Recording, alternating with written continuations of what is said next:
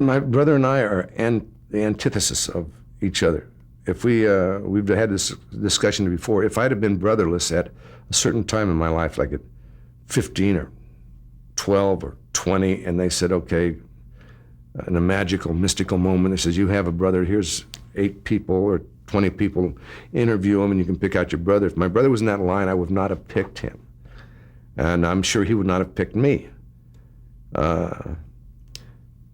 We argued constantly over everything, just about everything. And my mother said to us, she says, you know, we were arguing about something. She says, you know, neither one of you are very perfect. So I put both of you in a Cuisinart to get one perfect son, but by yourselves you are both flawed. He introduced me so many things in my life, though. And we've worked it out, the relationship, pretty good. It's always working on it. We are notorious for our arguments. Like the Everly brothers, maybe not quite as tough as they'd done some things to each other. I think they were probably, I don't know what they are. But I don't think they've worked theirs out like we have, but the brothers are notorious as siblings. I describe them as very pragmatic, not good at, as good as I am at handling things that are out of the box, more all over the field. I kind of function in that disorder. Dickie functions in order.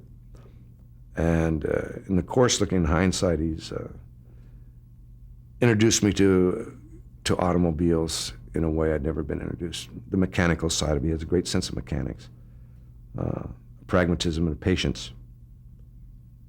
And introduced me to wine, introduced me to food, to boating, the potential of doing many, many other things I'd never have done if it hadn't been for him, although we disagree about a lot of these things.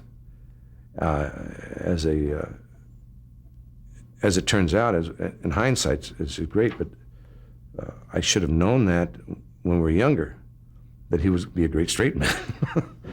Because it's down, that didn't make sense, that doesn't fit, and so it turned out to be our blessing, just like my dyslexia was a blessing in disguise. And so was our disagreement, kind of a blessing in disguise. So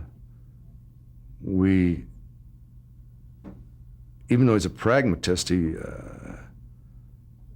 my brother does have a lack of sense of judgment sometimes. It's amazing because it's a contradiction of the pragmatic look at it, all the possibilities.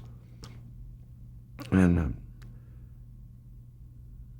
otherwise, this is a total disagreement that became an act.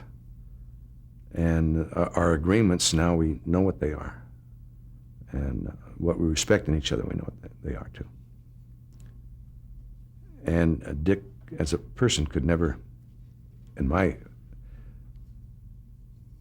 when he wanted something, he did not have a sense of delayed gratification. If he wanted it now, and he would get whatever. He was a great, ferocious appetite for life. He had a plane, he had a boat, had a race car, and he got these things before he learned to race, to boat, and to fly, which is kind of backwards, but that's the way he did it. And what he did is he learned to fly, but he wanted a plane, the boat, wanted a boat, car. So that's pretty interesting. So when he goes, he can never say, I missed, there's nothing in life I didn't miss tasting or flying or hearing.